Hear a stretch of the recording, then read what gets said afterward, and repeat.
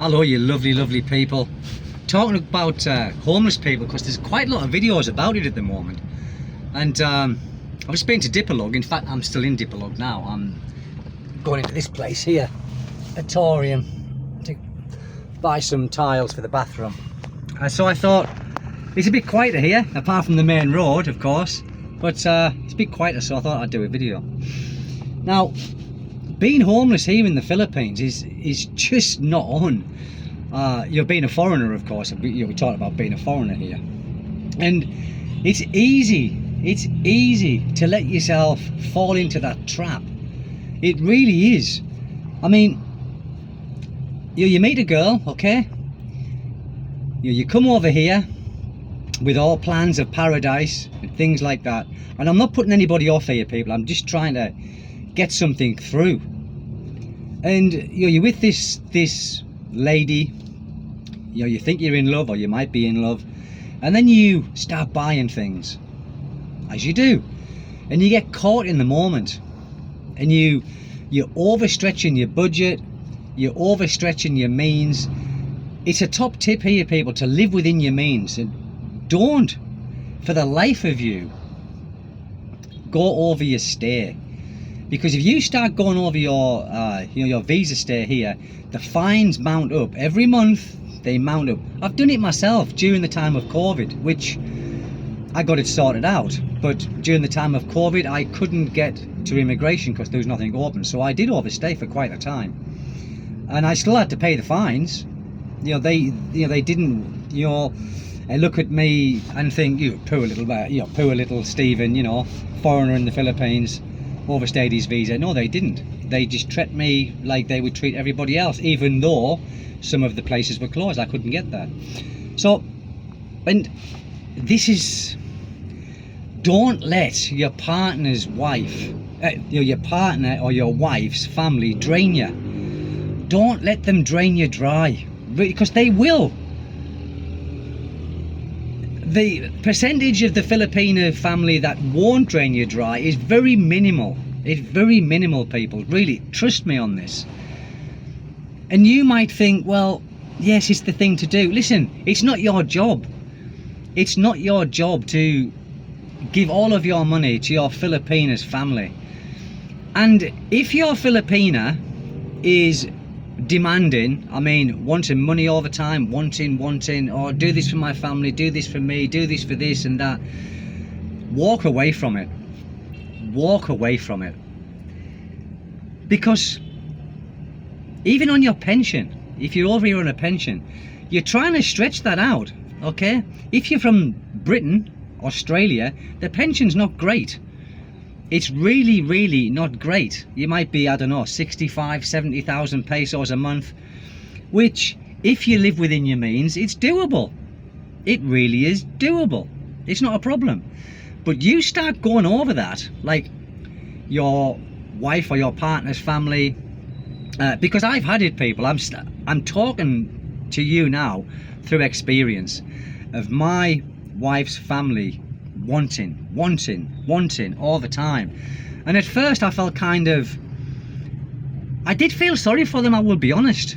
I did feel sorry for them. But there comes a time when you think, well, hold on, if I run out of money and I get myself in the shit, who's going to take care of me here? Filipinos can always manage to get by on something. Always. They've always got little jobs to do. They've always got things they can turn their hand to, to make a few quid. We can't. So, and there is things to help them, like, the poor Filipinos, like Pansawed, Iorda, and something now called AKAP, which every so often they can go and get money. If we run out of money, we are in shit street. That's why there is so many homeless foreigners in the Philippines, because one, they haven't thought it through, and they probably come here thinking they can do business or they can start up something here and earn money. It's very difficult, people. It's not easy for a foreigner to be successful in business in the Philippines. It's really not easy. And secondly, they probably been too kind-hearted. Now, you've got to think, and I mean this, you've got to think, if you end up in hard times in the Philippines, no one's going to help you. No one is going to help you.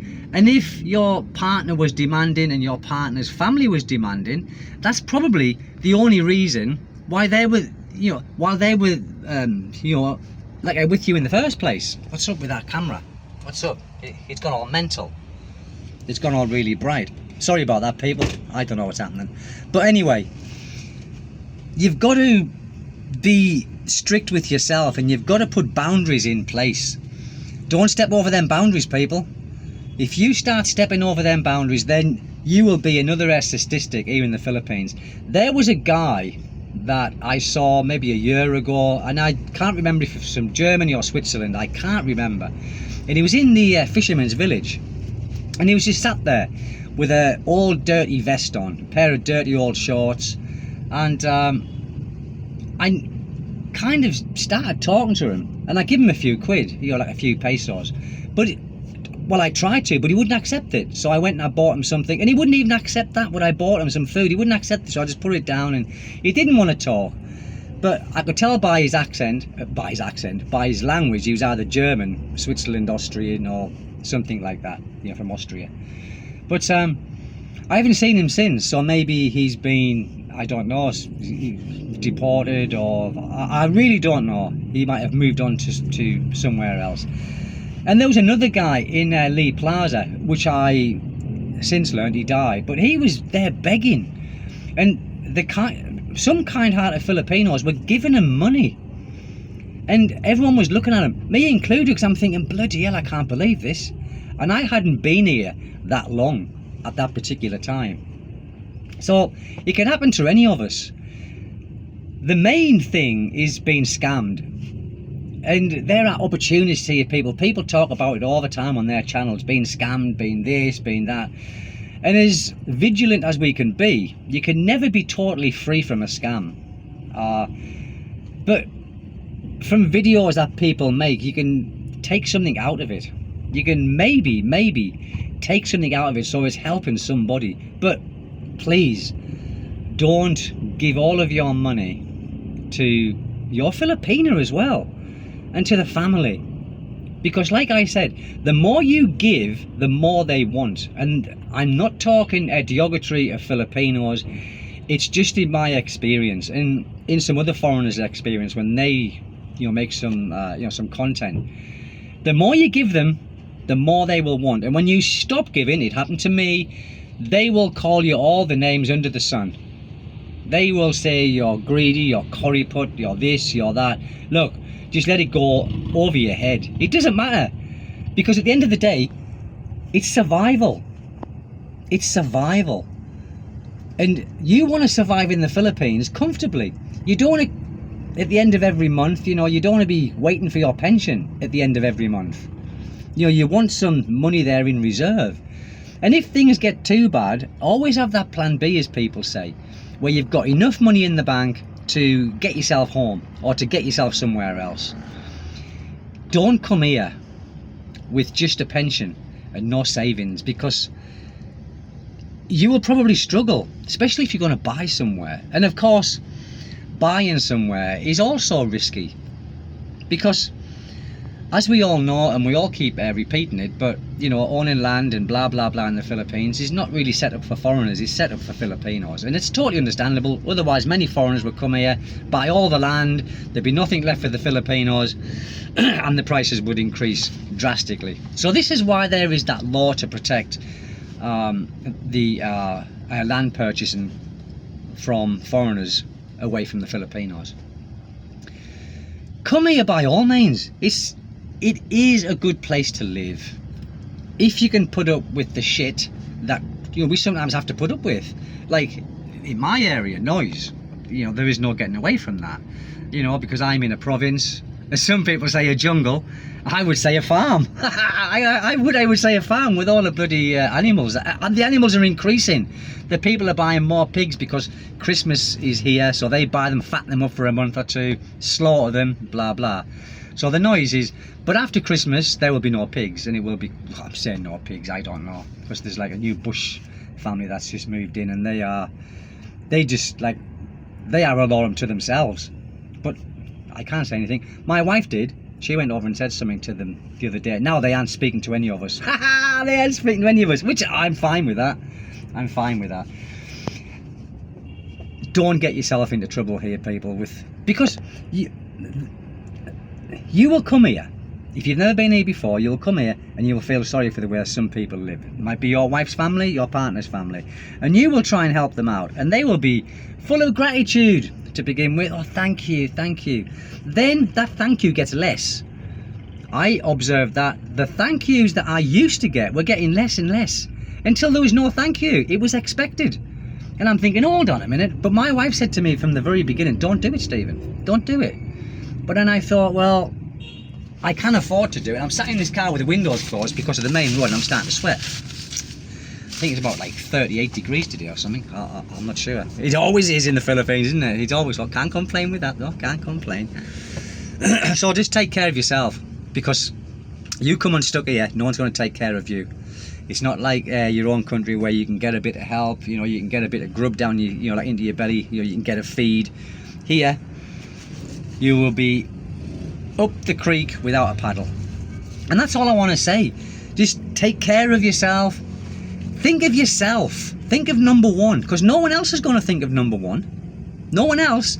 Your wife might come from a poor family like my wife, and if I come under hardship, my wife wouldn't be able to help me out financially. So I have to think of me. Because if I don't think of me, you're like, if I put and you might think, you selfish bastard. I'm not. If I didn't think of me, then I can't operate properly here. I've got to think of me, I've got to think of health, I've got to think of financial capacities, not just for now, but for the future, because I don't intend on going back to England to live. I wouldn't go back there. Is it England anymore? I don't think so. I think it's lost its identity, and it's losing its identity. So I have to think of myself, because if I don't put myself first, then I can't give my all to my family, to my wife and my son and my unborn child that is coming in June of next year. Think of yourself, people, first. It's very, very important you do that. Think of yourself. Don't think of other people, think of you. And don't bank on foreigners helping you out. Don't bank on that. If you're come unstuck financially, don't run to foreigners, because they will probably not help you. This is why you've got to save that money. Don't feel sorry for people. Just don't do it. And then you might be successful in the Philippines if you like it here. You might be successful here financially, but don't like it here. And then you want to move somewhere else. That's totally fine and understandable as well, because it takes a special kind of somebody to live here. It really does. Like I've said before, it's not the cleanest of countries. People are out to get you at times, you know. You're a foreigner, you've got the white skin, they will charge you more than anybody else, probably, or try to.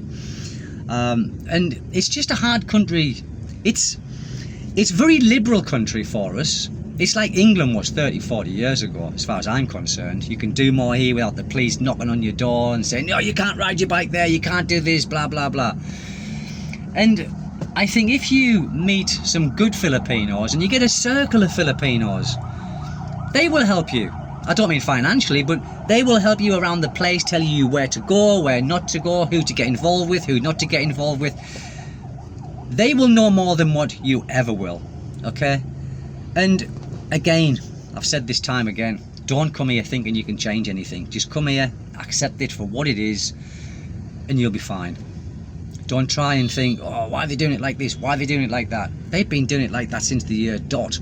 It's how they work in the Philippines. But that being said, I'm melting, people. I really am melting. I've got to go in there, buy some tiles, dry off before I go in there, because they're going to think I've had a shower, and buy some tiles, go home, have some lunch. I don't know what the time is, no idea. That's another thing here. I lose track of time. I lose track of days, because I've just got nothing to pinpoint the time or the days. I'm not bothered about the time or days. But listen, people, take good care, and please, please, take good care of you if you're coming here. Think of yourself. Like I said, You are the most important person in your life, is yourself. You don't take care of yourself, then how can you take care of others, like your wife or your kids here? It's just something to think about. Don't become homeless. Don't become another statistic, destitute on the streets where people are walking past you talking about you. It's not nice, it's not pleasant, especially now at older years. Take care, people. God bless you all. Bye bye.